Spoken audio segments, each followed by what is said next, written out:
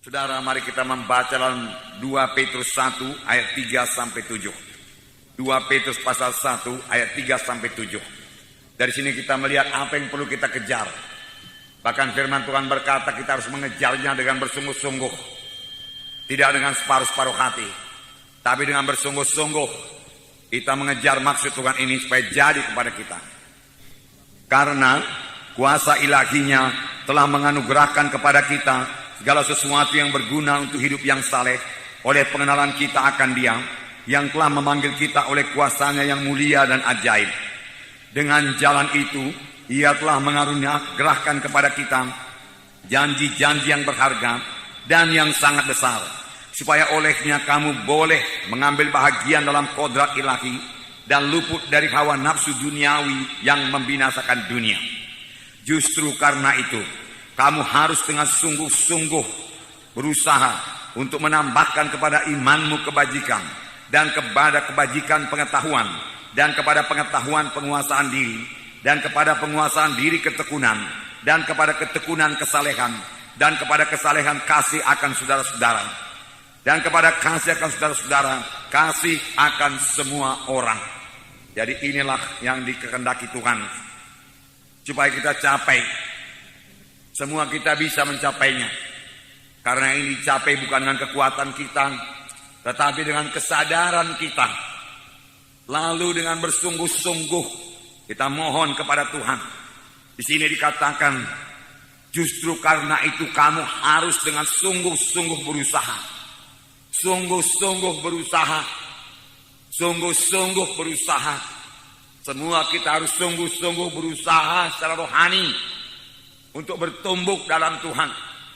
Tuhan tidak mengendaki usaha yang separuh-separuh hati, yang setengah-setengah hati, tidak. Tetapi Tuhan minta kita supaya kita semua bersungguh-sungguh berusaha untuk bertumbuh dalam Tuhan, untuk mencapai apa yang dikatakan Tuhan tadi, supaya bertambah-tambah dalam iman, bersungguh-sungguh berusaha supaya iman kita itu bertambah lagi dengan kebajikan atau kebaikan. Kita harus bersungguh-sungguh berusaha. Jadi ada bahagian kita yang bersungguh-sungguh berusaha untuk mencapai hal-hal tersebut. Bukan otomatis saja itu jadi kepada kita. Dengan kata lain, kalau kita tidak bersungguh-sungguh berusaha, apa yang dituliskan ini, hal-hal yang dikatakan Tuhan ini tidak jadi kepada kita.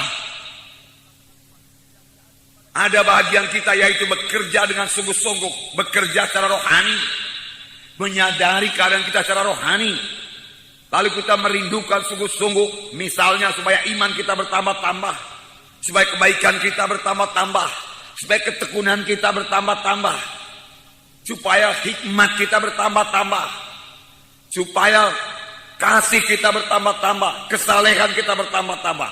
Kita harus bersungguh-sungguh berusaha.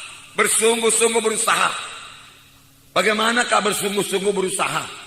Bersungguh-sungguh berusaha yaitu dengan menyangkali diri kita, sehingga bukan kehendak kita, bukan kehendak saya, tapi kehendak Tuhan yang jadi. Roh Kudus mau memimpinkan kita. Di sini ayat 3 tadi berkata, karena kuasa ilahinya telah menganugerahkan kepada kita segala sesuatu yang berguna bagi hidup yang saleh. Kuasa ilahinya telah menganugerahkan kepada kita segala sesuatu yang perlu untuk hidup yang saleh. Apakah yang telah dikaruniakan Tuhan kepada kita? Mari kita lihat supaya kita bersyukur kepada Tuhan. Apakah yang telah menjadi milik saudara setelah saudara mengikut Tuhan? Kuasa ilahinya telah mengaruniakan kepada kita segala sesuatu untuk hidup beribadah kepada Tuhan, untuk bisa hidup suci, untuk bisa berdoa. Apakah yang dikaruniakan Tuhan? Yang pertama tentu saja keselamatan jiwa. Kita sudah selamat, itu karunia Tuhan. Yang kedua dikaruniakan Tuhan kepada kita Roh Kudus. Tuhan telah memberikan Roh-Nya kepada kita. Tuhan berkata, aku memberikan kepadamu penolong yang lain yang akan menyertai kamu selama-lamanya. Seorang penolong yang lain yang akan menyertai kamu selama-lamanya, yaitu Roh kebenaran. Dunia tidak dapat menerima Dia, sebab dunia tidak melihat Dia dan tidak mengenal Dia. Tetapi kamu mengenal Dia, sebab Ia menyertai kamu dan akan diam dalam kamu. Dunia tidak mengenal Dia, tetapi kamu mengenal Dia. Semua kita kenal Roh Kudus. Semua kita sadar akan Roh Kudus kalau kita mau menyadarinya. Semua kita bisa bersekutu dengan Roh Kudus setiap saat kalau kita rindu bersekutu dengan Dia. Semua kita bisa berkata-kata dengan Roh Kudus karena Roh Kudus dalam kita. Kalau saudara minta, kalau saudara mulai berkata-kata dengan Roh Kudus, penolong, Dia akan memimpin kamu pada segala kebenaran. Jadi kita mengetahui kebenaran karena Roh Kudus mengajari kita. Inilah yang dikaruniakan Tuhan kepada kita. Sekaligus Roh Kudus akan mengurapi kita luar biasa.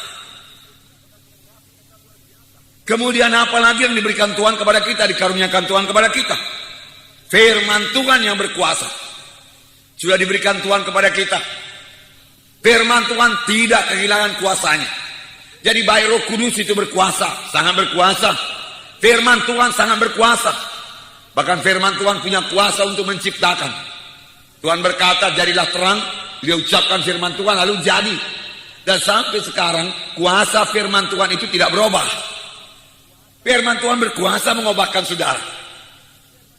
Dalam Yeremia 23:29, bukankah firmanku seperti api, demikianlah firman Tuhan, dan seperti palu yang menghancurkan bukit batu. Sekali lagi, bukankah firmanku seperti api, demikianlah firman Tuhan, dan seperti palu yang menghancurkan bukit batu. Firman Tuhan seperti api. Kemudian dikatakan lagi firman Tuhan seperti palu yang bisa menghancurkan bukit batu. Apakah maksudnya ini? Firman Tuhan seperti api. Saudara, api itu berkuasa. Api itu bisa membakar sampah-sampah. Dengan perkataan lain, firman Tuhan yang seperti api itu bisa membakar semua sampah-sampah dosa yang ada pada hidup kita.